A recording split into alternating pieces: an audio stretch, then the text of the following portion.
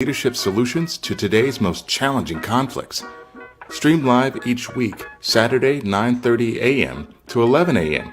Hosted by diversity, equity, and inclusion strategist and CEOs Eric Ellis and Tommy Lewis. Join us and add your voice to this engaging diversity conversation.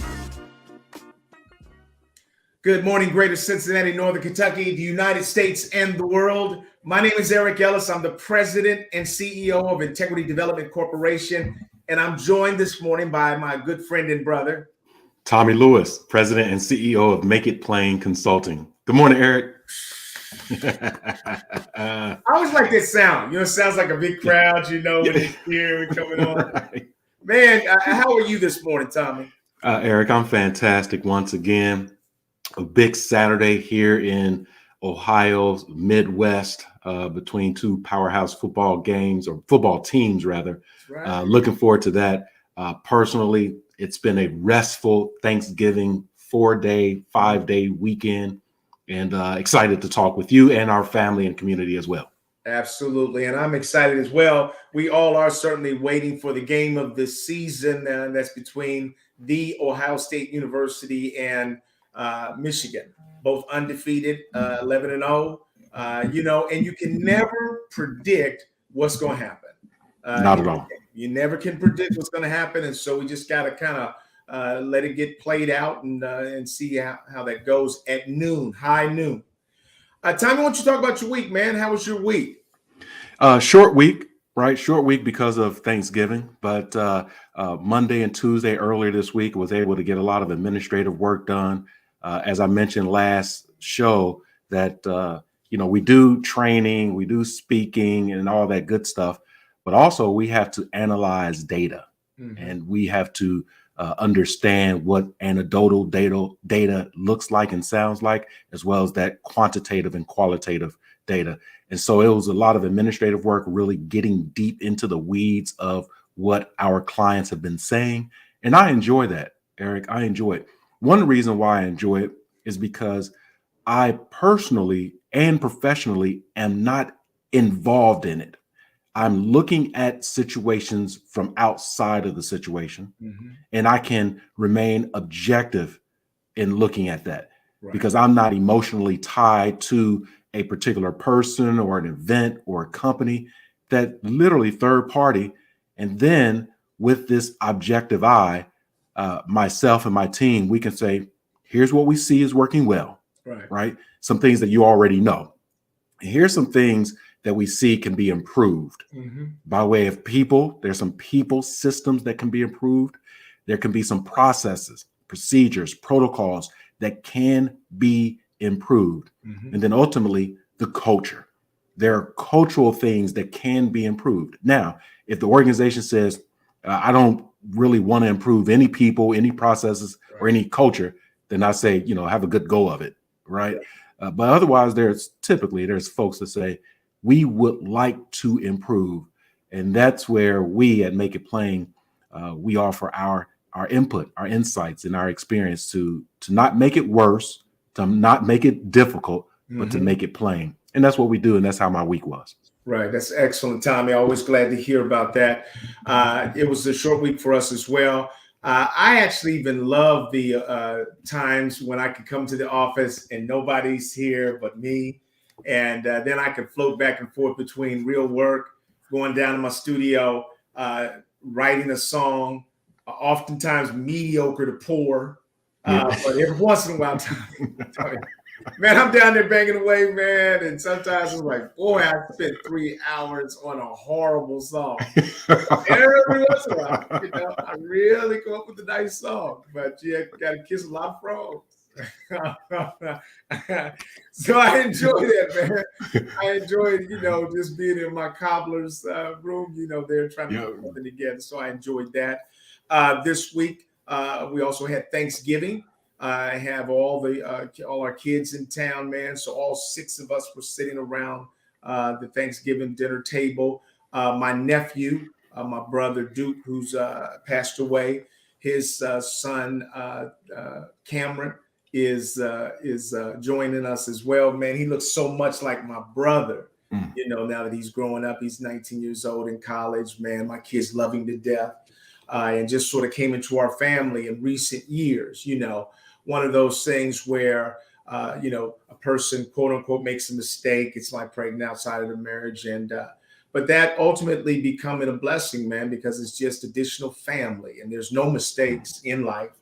And just grateful for him. And he's so grateful for this extended family that he could be a part of, man. Yeah. Real smart kid. So that was a lot of fun. Let me ask you real quick, Eric. In short, how would you describe your family? That's a good question. My family is a family that loves hard. We love each other deeply. We're musically inclined. Everybody loves music, singing, writing, performing music. We love God. All of us have a strong faith in God. We love to laugh together. But we also, sometimes get caught up in intellectual jousting. So, you can get a lot of sort of cross debates. The older I get, man, the less I'm interested in doing any of that. And sometimes I'll duck off the scene just to put one less person in the arena, so that because you don't want to be the one adding coals to the fire. And I like hearing them from afar. But thanks for asking that question. Never thought about it a whole lot. But I know that we will go to the mat for each other. And that's talking about my nuclear family. The extended family is similar, but every family, man, has their own idiosyncrasies, And I would say that we're going to be talking about belonging today. And I would say that at the heart of family life is, do people feel like they belong?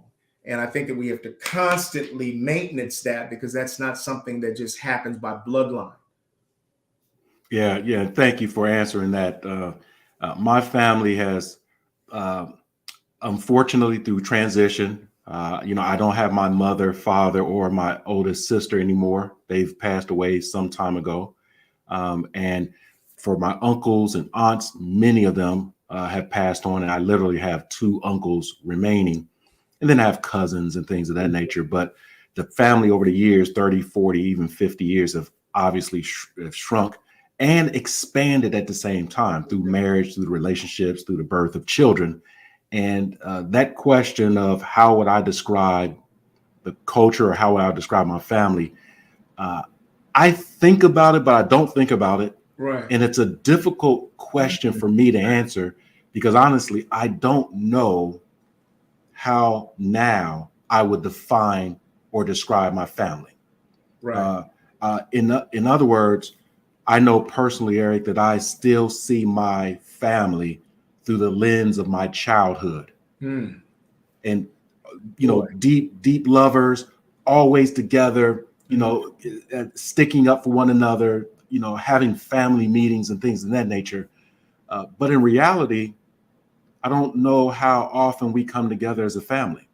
Right. And I'm not just talking about myself and my sister, Anita, who's my best friend and my confidant, and my sister, of course. But the way things used to be 40 or 50 years ago is different then than it is now. Right. And that's a question that I would ask our community to pose to themselves as well, because I would say to you that some parts of family is family mythology. I think that we have all cultivated the positive stories of what it means to be a part of the family. But we are also impacted by the dysfunctions of the family. And most people don't talk about that very often. But worse than that, they don't even consider it. They don't think about it enough. And which means that they may not get healed from some of the dysfunctional aspects of family. And it's, it seems pretty wide or broad, man, that people have dysfunctional aspects of families.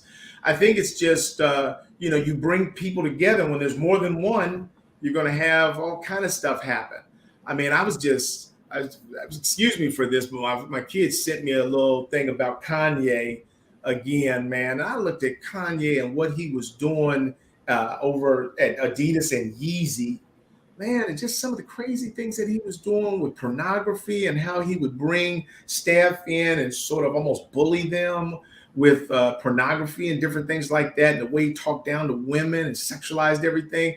I just say to myself, where in the world did all of that come from? And I think those are the quiet dysfunctions. And so as long as somebody's famous, as long as they're on top making money, we just look at their idiosyncrasies and we don't think much about it. We don't talk much about it. But as soon as you take a fall, man, then everything starts pouring in and you see some of the dysfunctions that probably some of those emanate from broken parts of our families or things that we've sort of grown into. But if we don't get the counseling and the help that we need, Tommy, these things can destroy us. Yes, indeed. Yes, indeed. Yeah. And I didn't want to detract you too much from your week and your debrief, but just wanted to ask you about your family. I've met many of your family, at least your nuclear family, enjoyed them, a lot of laughs. I would say big personalities, big voices, right? A lot of energy, high energy. And for those who are in that same frequency, is right on. Right. For those outside of the house listening, right. It's like, what is going on in there? Right. It's all love. Right. It's all love. Right. You know, come on in, grab a seat, grab a bite to eat, and enjoy the conversation. Right. We got some calls that I get there at 3 a.m. because of all of that family love, man. They broke my brother's house window and just, but that's another story. But I had a chance at the Thanksgiving dinner to make my famed now banana pudding. I make a little sampler bowl that I stick on the side, that I can get in early. And then I make the big bowl of, big platter of banana pudding using my grandmother's old Nilla wafer original recipe with Eagle brand and all of that, man. More wafers than pudding, just almost tastes like a cake. And I made 2 lemon meringue pies. And so that was my contribution. Also, I'm the errand boy. So my job is to be the errand boy. I take the turkeys, drop them off so the guy that can deep fry them, and then I go get the groceries and different things. I go pick up the sides, So it's a combination thing. And then my wife is the ultimate administrator around Thanksgiving. We did something different this Thanksgiving, Tommy. Wendell was there and facilitated all of us jumping in on the cleanup. Because usually, especially my adult children, just everybody scatters. It's like Thanksgiving, everybody comes here to eat that meal, man. As soon as you do that, you want to sit down somewhere, or, run out to a party. But everybody just, boom, teamed up on cleaning out all the pans, putting away all the food, and it was done quickly, man. So that was a blessing this year. Yeah, Eric, that's great to hear. Looking forward to our conversation today around belonging. Absolutely. I want to welcome the community. Right. T. Cooley, obviously coming in from the West Coast, out West where it's best. Thank you, brother, for always joining us religiously and faithfully on Saturday mornings, and enjoy your insights as well. Speaking of family, as we know, T. Cooley not only has his family, but he is the rock and the cornerstone of many families of past, present, and the future.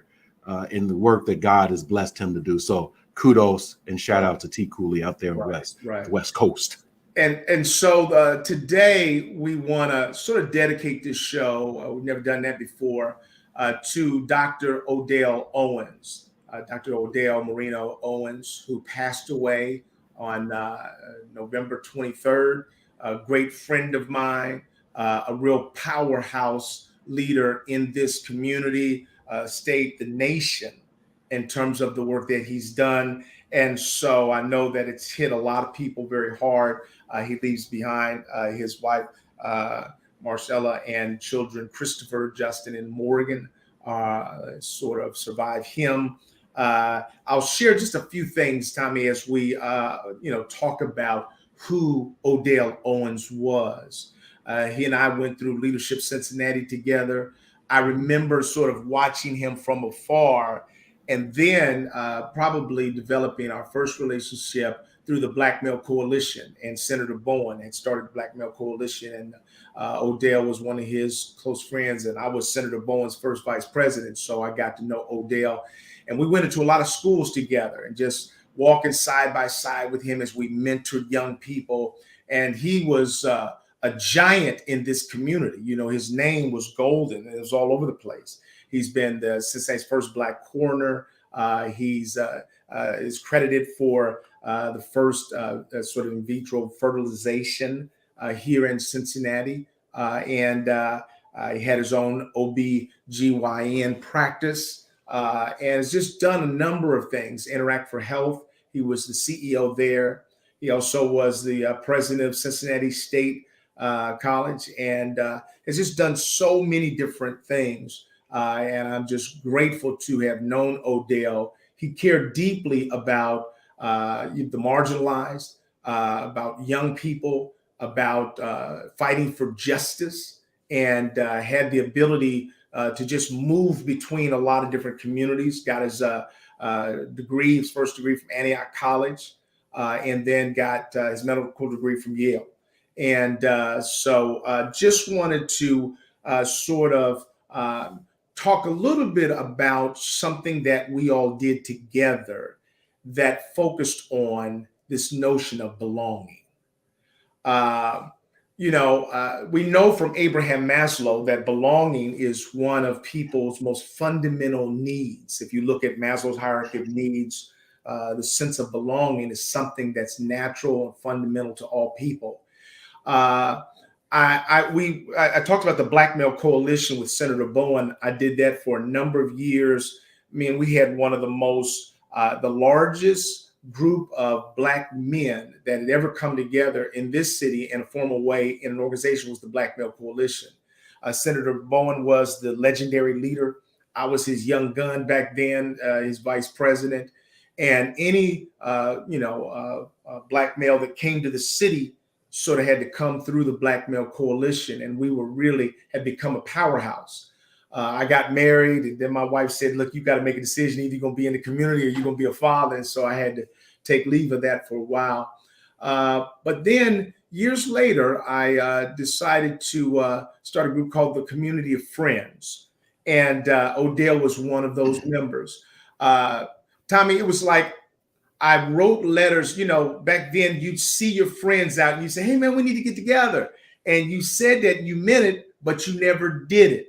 Mm-hmm. And so I remember sending emails to, 25 people and saying, look, we've been saying we need to get together, and then we never do it. So I'd like us to come together collectively, and so we decided, we will come together on this one day. The day that we decided that we were going to come together, it was a snowstorm in Cincinnati. Everything was closed down. Tommy, were you at that meeting? Did you? I was. Okay. Yep. Yeah, that's what I thought. Yeah. And so, I didn't think nobody was going to come, man, because Black folks in rain, sometimes we don't show up. Yeah. But all of a sudden, 25 men came out in a snowstorm. And, people like Odell and Clyde Gray and, my friend, Ralph Lee, love Ralph. Yeah, Ralph.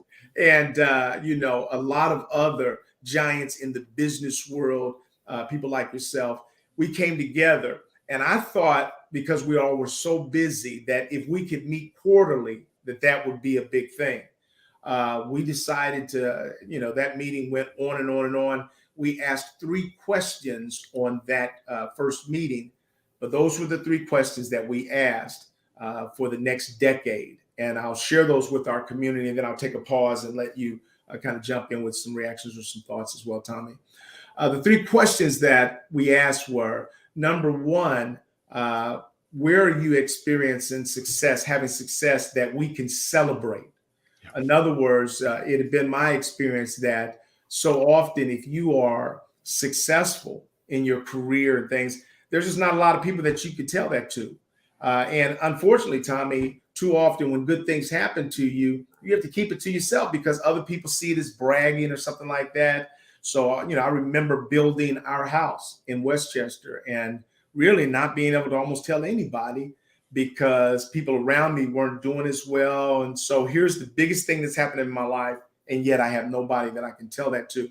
And so my position was that I wanted people to have a place that when something good happens to you, that there's a group of men that are going to be happy with you. You don't have to wait till I see your new sports car. Call me up and say, hey, I got this new beautiful sports car, man. I'd love to show you, man. Come on by and let me, Yeah. take pictures next to it, And so that was the first question that we had people ask. The second was, where do you have needs where others can help you? And so we had lots of stories. I'll share a couple after we get through this. But that was a way of us looking out for each other.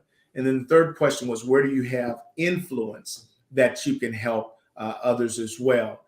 Mm-hmm. And Tommy, I've never been a part of anything in my entire life that was more powerful than the community of friends. Every time we got together, it was tears. It was grown men sometimes crying and taking off the mask and being able to be transparent with each other. I remember men would come and say things like, I don't know if I should stay with my wife or my mistress. And we had that kind of thing, that kind of relationship. I remember another time a brother came in and said, look, my daughter's with this guy that's been putting his hands on her. Tell me why I shouldn't kill him. I mean, it was like that.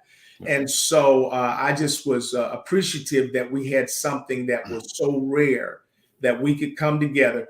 And I have not even experienced that in churches, the level of transparency and sort of a no judgment zone. And so we did it for 10 years. It ran its course.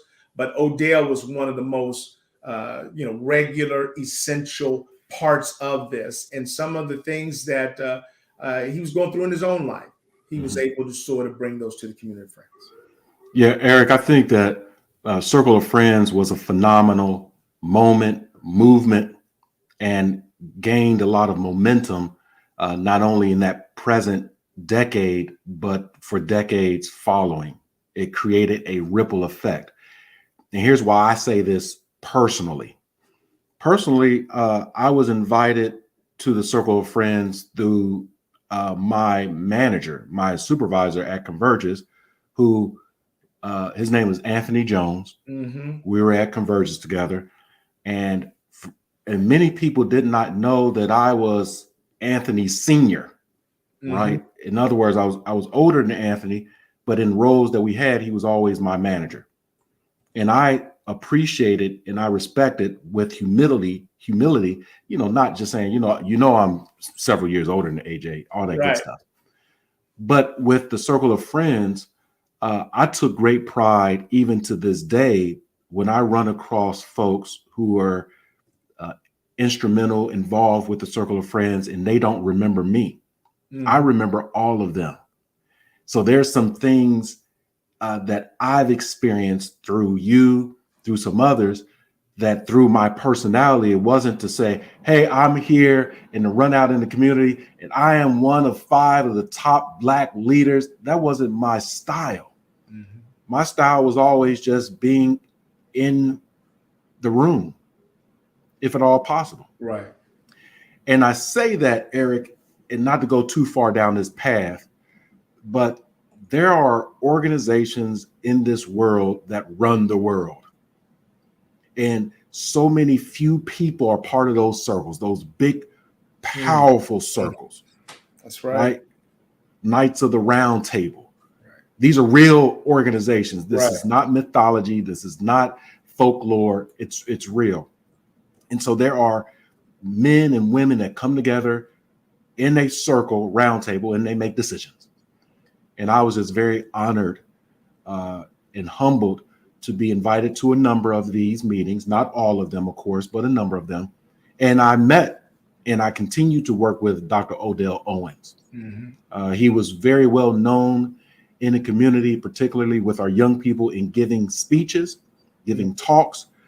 And some may say that the talks were not valuable. And I understand that. Mm-hmm. As a speaker, I question myself how impactful or significant are some of my talks. Right. In fact, I was just at a talk just last week, and it was 100 young men, and 40 of them were not listening. Right. I knew it. So how valuable is it? Right. And I'm reminded, in closing my comments about Dr. Odell Owens, I'm reminded of what my mentor said to me many times at Tennessee State University. Hear me now, understand me later. Mm. So although we're speaking our lived experience, our wisdom, sometimes our God's blessings, we're speaking that into the atmosphere. Sometimes the listener or the bystander is not always ready for that message. And so we continue to speak and we continue to pour into with our words, sometimes finances, sometimes with other things, but our words are powerful and significant. And we just ask, hear me now, understand me later. This thing of life is fragile and it's fickle. Right. It can take you away at any moment. And I want to shout out Dr. Odell Owens, who I saw just 2 days before his passing. I saw him at an event, a Man of Honor event here in Southwest Ohio, Cincinnati. And I saw him as he was leaving the ballroom and I was coming into the ballroom during kind of a bio break. I was coming from the men's room. He was going to the men's room. And I saw him. Hey, brother. Hey, how's it going, Dr. Owens? Hey, good to see you. Right. And I know we were scurrying both opposite directions. So the conversation wasn't long. But I'll tell you right now, Eric, I saw in him some energy. I'm saying that publicly. Right. Not 2020's hindsight. I don't know what it was. I saw some energy. And I wasn't able to put my thumb on it, but there was some urgency. I don't know if it was to go to the men's room or whatever. There was some urgency. And I would say in the vein of the life and celebration of life from Dr. Owens, I would like to invite every person to have some sense of urgency. Eric, urgency to laugh, urgency to live, urgency to give, some sense of urgency, because at the end of the day, our lives are very, very short. That's right. Are we going to live with purpose or are we going to live with significance? And I say both. Right. Have purpose-driven life and leave a legacy of significance. Kudos to the Owens family. Right. Absolutely. Our prayers are with you. I can say that thank you, Gene, for your comments. Gene was, a very engaged, a substantial member of the community of friends. He in many ways was our pastor. People like Duron Hunter were part of a community of friends. Mark Walton, Russell from GE, who's now CEO over there. Dr. Mitchell Livingston, Ernest Marshall, just to name a few, Ralph Lee.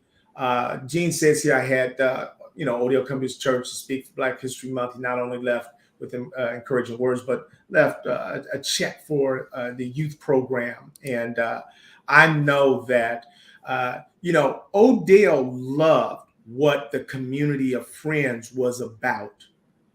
And Tommy, we did a 10-year run. And then as things happen, man, everything kind of runs its course. So it was time to sort of step away and try something new or just give people a break. But I'll tell you, every time we saw each other, whenever we were out anywhere and you saw another brother that was a part of the community of friends, you knew you all had something special in common. You felt like you had a family. I remember, a brother coming in on a Friday saying, hey guys, I lost my job. I don't know, for the first time in my life, I don't know what I'm going to do on Monday. And I remember saying, I know what you're going to do. Number one, you're going to be a consultant with me. Come on. Number two, we're not going to rest until you have another job. And here's what we're going to do. We're all going to tap our networks. And what I see for you, I remember saying this, what I see for you is a matrix. And there will be 7 to 8 job offers. And you'll have sort of the culture on one side and the salary on another, and you'll be able to choose which job you want. And that's what we did. We went to work. We tapped our networks, and exactly like I suggested it would happen, the brother had 7 offers, all making between $25,000 and $50,000 more than what he was making, and he chose where he was going to go. And so we felt powerful, Tommy. And I would tell you, in the spirit of Dr. Odell Owens, I'm going to say that our whole community, our country, needs these communities of friends to come together to realize our power. I know right before we disband, we were sitting down and having conversations like, let's choose who we're going to make a multimillionaire. And let's all put our influence and our resource together to make that come to fruition. I'm going to say to you right now, to the community that's listening to Tommy Lewis and myself, we are far more powerful together than we are apart. Part of our weakness, part of the weakness that we feel is because we are trying to do too many things by ourselves. And I'm going to say to you that once we begin to recognize our collective power, and we begin to invest in one another out of just genuine love, and we can ask and answer those three questions. When you are having success, I want to be a champion for you. I don't want to be a hater. I don't want to be somebody that's envious of you. I want to be somebody that says, God, bless them again. You know, where you have needs, then we ought to be that resource for you. And where you have influence, you shouldn't be satisfied by just drinking from your own influence yourself. You shouldn't be satisfied unless you are reinvesting the influence that you have in other people. Because I can tell you that you can have all the money, all the influence in the world. If you don't have relationships, you don't have anything. You literally can have houses around the world. But wherever you go, if you haven't worked on yourself, it's going to be you there. And so we need each other to sort of build our confidence, build our relationships, and succeed at delivering on our purpose.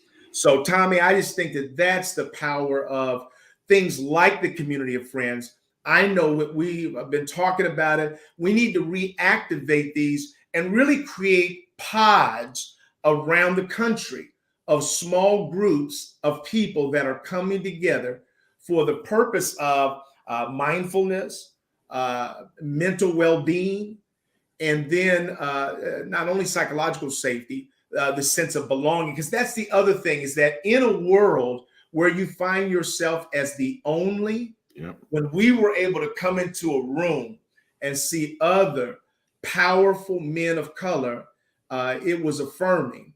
I brought a white male executive to one of our meetings, and he came there and was crying as well. See, because there's so few places that we go, Tommy, where we can take the mask off. That's the beauty of our friendship, is that you and I, when we're golfing together, man, we can take that mask off and be real transparent with each other. And so that's why, Eric, I asked of you to describe your family.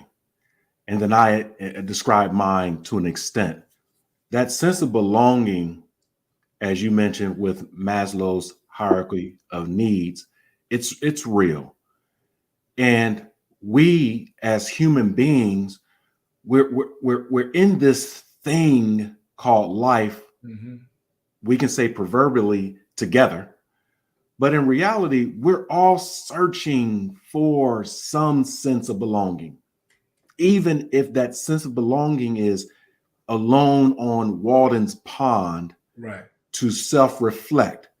And that self-reflection is to understand one's purpose as a human being. Mm-hmm. Some of us lean toward spirituality and religion to get some accordance with those who've come before us. Many, many, many people. And they, per our understanding of them, had some sense of belonging, some sense of identity in this thing called life, in this world that we know as Earth.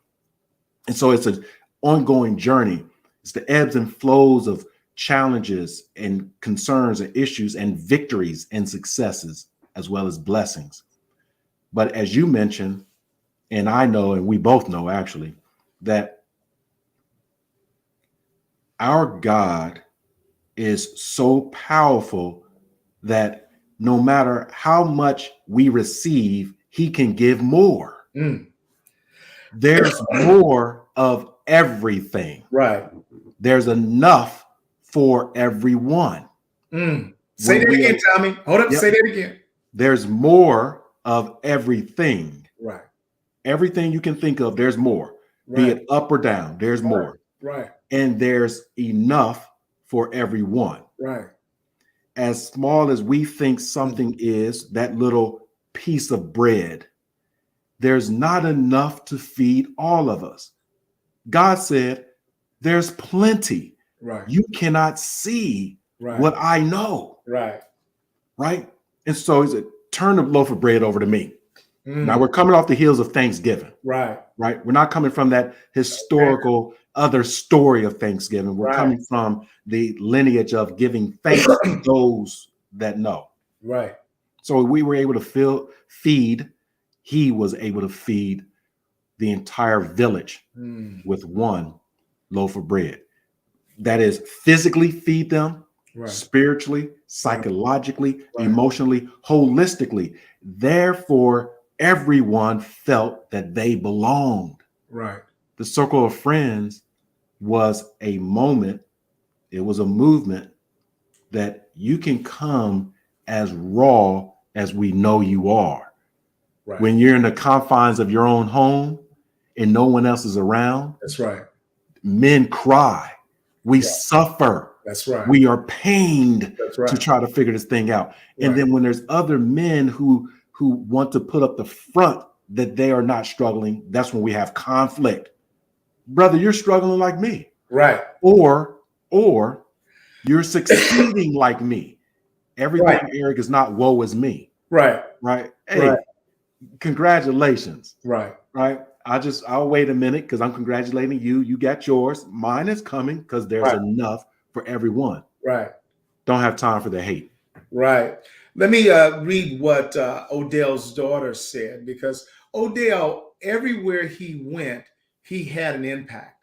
There wasn't anything that he couldn't do, but he didn't always feel that way. And I find that a lot of people that are successful, their gifts are even far greater than that. And they know that in many ways, they still haven't achieved the pinnacle of what they could because of the limitations sometimes of the color of their skin. And so those were things that we would hear in our meetings from very successful people, that they still weren't sure that they could achieve their highest. But we knew that together, that we had somebody else that was pulling for us. His daughter, Morgan, says, she released a statement regarding his death. She says, "My dad was everything. My family and I are at a loss. My father gave so much to this world. His lifelong mission was to make a difference." He certainly did. "He touched so many lives. Dad, your legacy will live on. Please keep our family in your thoughts and prayers." And Morgan, I want to let you know that I am so proud of you. And I know your dad was. Just the way that you've blossomed in your career, the way that you're taking the gifts that both your parents gave to you and you're driving those to the next level. That's the legacy that we as parents desire for our children. And I would say, Tommy, that the spirit of Dr. Odell Owens is one of community. It's one of togetherness. It's one of leave no person behind. He always lifelong sort of, resident almost of the West End. He had the ability to work with janitors and CEOs and give the same respect in every place that he walked. And I think that it is the spirit of Dr. Owens and what he stood for in terms of community empowerment that we need to sort of take a hold of in a new way, Tommy. And you said it, man. We don't know how long our days are. I told you that God has blessed me with bringing Dr. Virgil A. Wood into my life. The man that the 91-year-old man now that Dr. King described as his teacher. And I've talked to Dr. Wood a couple times and he starts yelling. And I'm like, hold up, Dr. Wood, But what I understand about that is that he doesn't know, Tommy, how many days he has here on earth. And really, there's an urgency within him of trying to download everything he can because he doesn't know how long he has. As we continue to have this conversation, and thank you, community, for chiming in and welcome this morning. We're talking about belonging while we're celebrating the life of Dr. Odell Owens. And not only Dr. Odell Owens and what God blessed him with, the time, the intellect, the passion, and the purpose to pay it forward in many times. I think that, Eric, Dr. Owens may have reversed the current role of millennial and baby boomer. And what do I mean by that? When you take a look at Dr. Owens' resume, he's had many job. Right? He's had a lot of jobs. Right. He would, work here as an executive for 2 or 3 years, transition, run for this particular political office, a commission, a coroner, win that, in that role for a few years, go to another role, et cetera, et cetera. And sometimes the baby boomer or the veteran generation would look back at the millennial and say, you all only stay in a job for 2 to 4 years. That's what Dr. Owens did. Right. Kept it moving. So the question is, why? Why did he keep it moving? Was he overwhelmed with blessings and energy and ideas and purposes that he wanted to keep pouring into wherever he was going? And some of us think that the creative mind thinks that way. The creative mind doesn't want to be bogged down in the same old. The creative mind doesn't want to fit into the box, Eric. And when you or I have a sense that we don't belong somewhere, leave. Right. Don't stay there and be all sorrowful, hateful, and bitter. And then when other people from outside the organization come into your organization, the only thing you can do is complain because for the last 27 years, you've been stuck there, not feeling like you belong. You belong somewhere. Sometimes we have to lean on faith to support our need for belonging, because some people say we have to take that jump or leap of faith to go somewhere we could make the money, have the lifestyle that we want, have the peace and serenity, have that sense of belonging, have that sense of family. Sometimes we have to make those moments, Eric. We have to make those moments. And that's what the sense of belonging is. It is really bringing together all of our past experiences and projecting them into the world that we want to see and be. And why can't we do that for everyone? Why can't we have empathy and compassion to say, I don't have your experience. I'm not a Dr. Owens. I'm not a medical doctor. I'm not that, but I am who I am. And I want the same greatness and success and peace that you want, he wanted, and most people want, without all the conflict. That's right. It's all good. It's all good. I want to thank my good friend, Dan Hoffheimer, who's been a partner with Taft Centenius Hollister, Taft Law Firm. He is a great friend. Odell, Dan, myself, Ed Rigaud, Byron White, all went through Leadership Cincinnati together. We were class 13. And we had one of the greatest classes. That's one of the mantras of Leadership Cincinnati. Your class is the best class. And our class was truly a powerful class. We went through a diversity weekend. And boy, that weekend was turbulent. We ended up with some class members saying, things that were, they were trying to be honest, but came off as a little insensitive. And I remember a lot of people left that weekend and just went home, just abandoned the weekend. But our class found a way to sort of come back together and sort of limp across the finish line.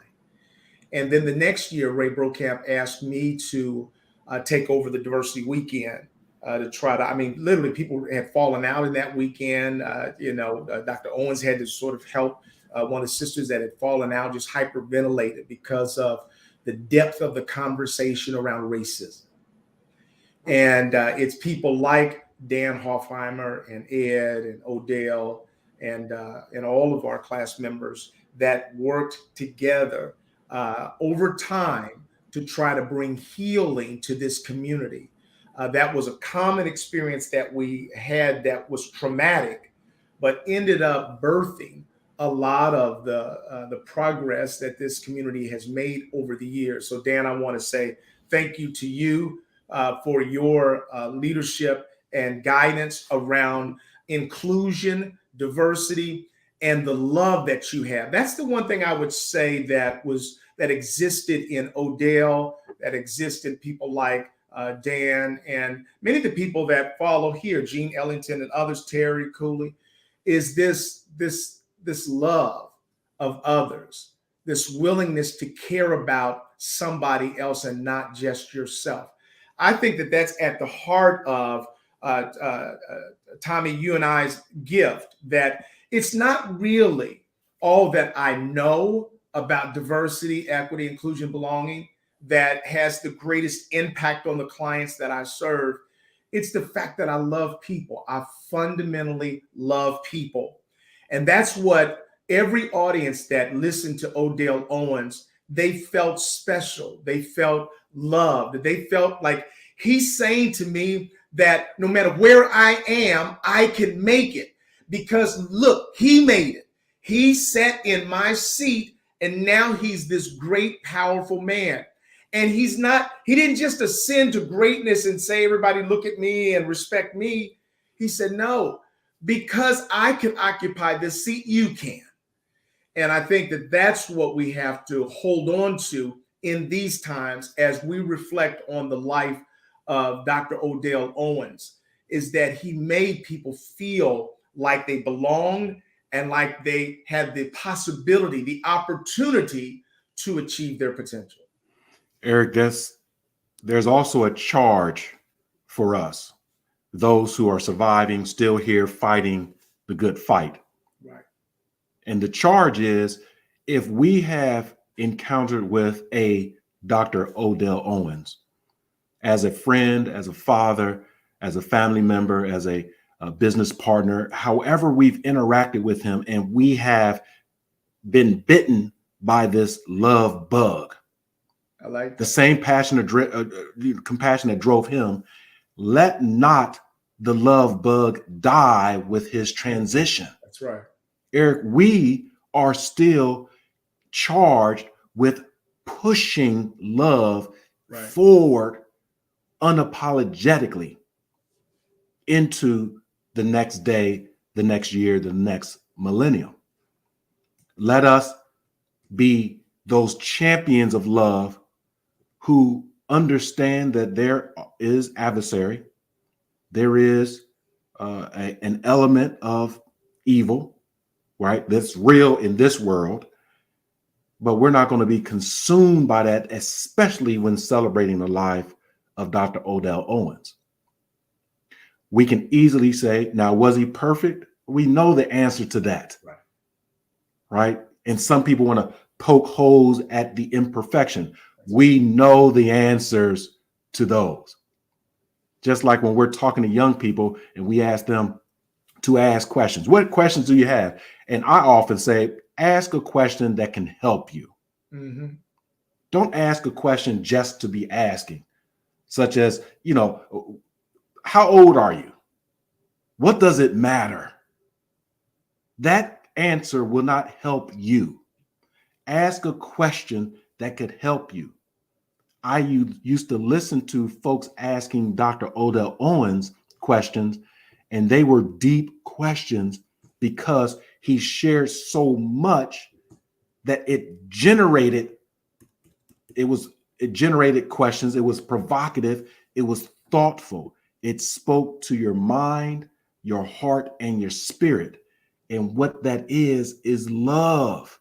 It can crack through all that over analyzing, over critical thought, that extra thinking. It could crack through all that because we're still human beings. Some people just overthink stuff. Right. Eric. all the time. Right. And then some people say, I just need to feel, just go with the gut, go with the gut, go with the gut. And there's no balance. Right.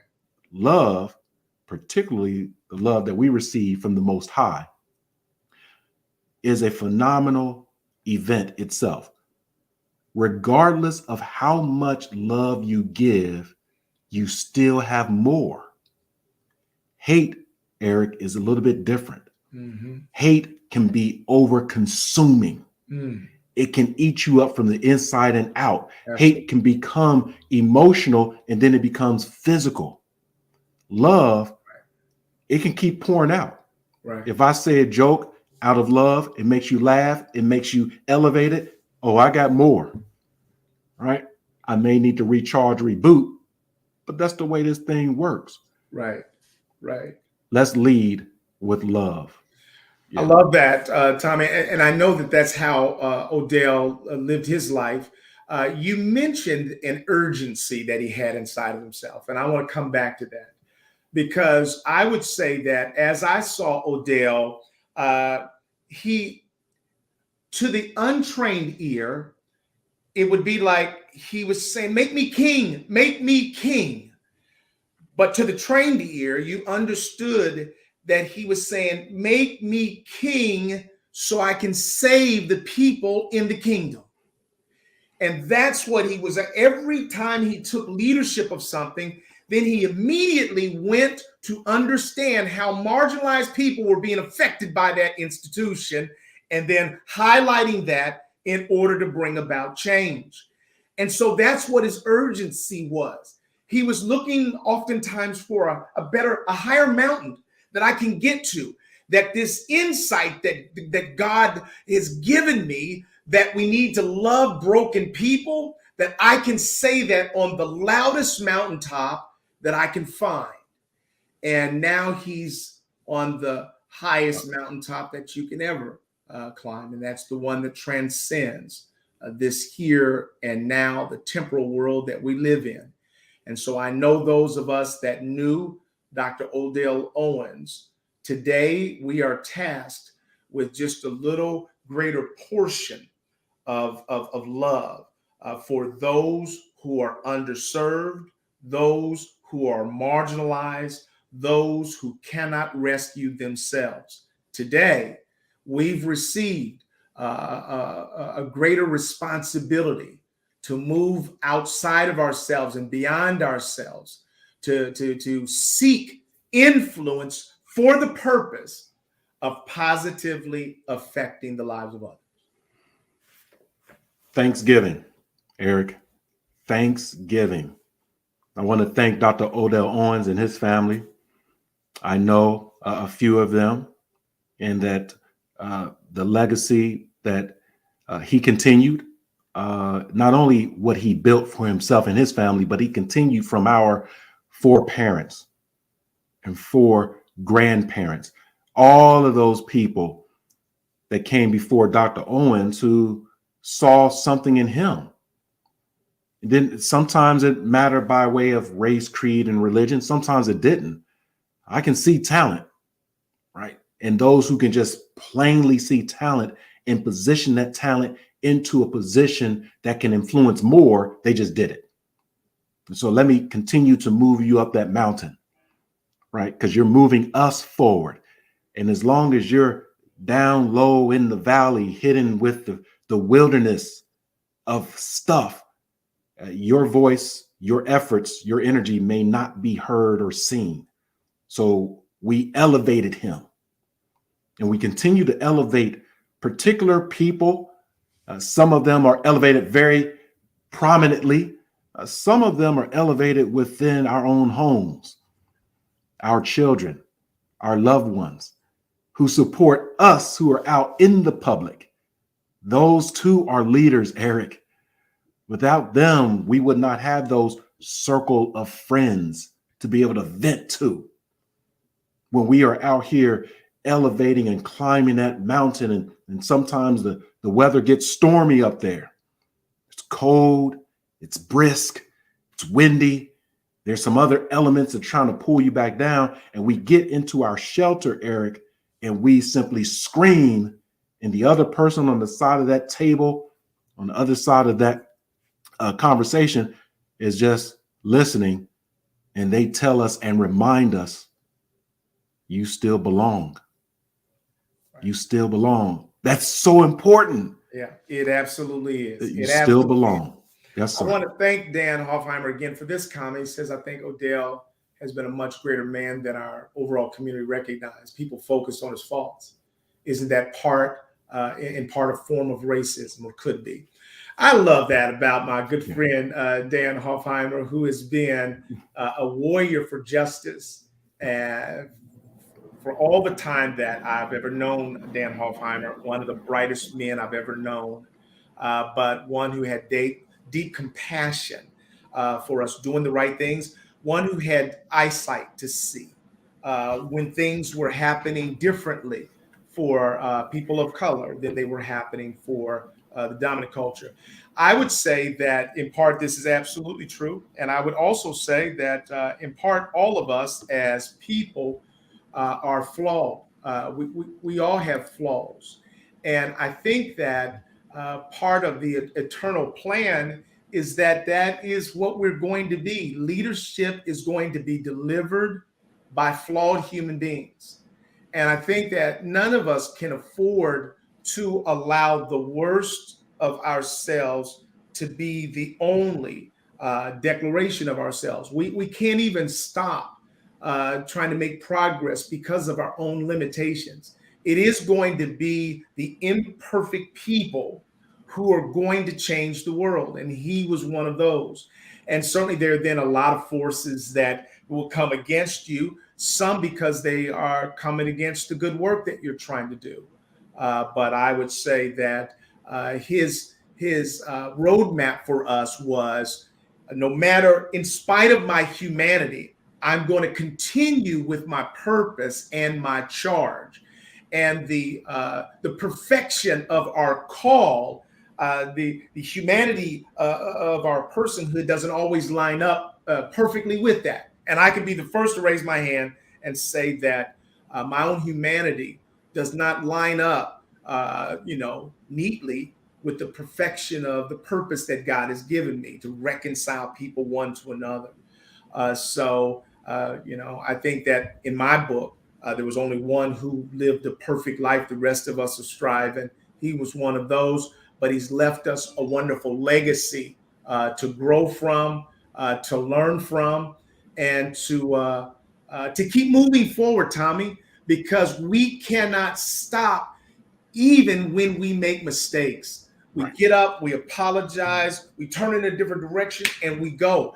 And I've never seen a person that could pick up and turn and take a different direction and lead there as well and have an impact, a lifelong impact in so many different career fields.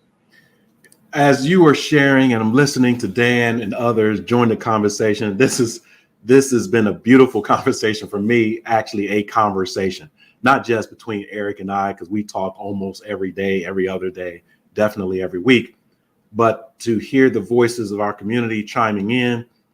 Thank you.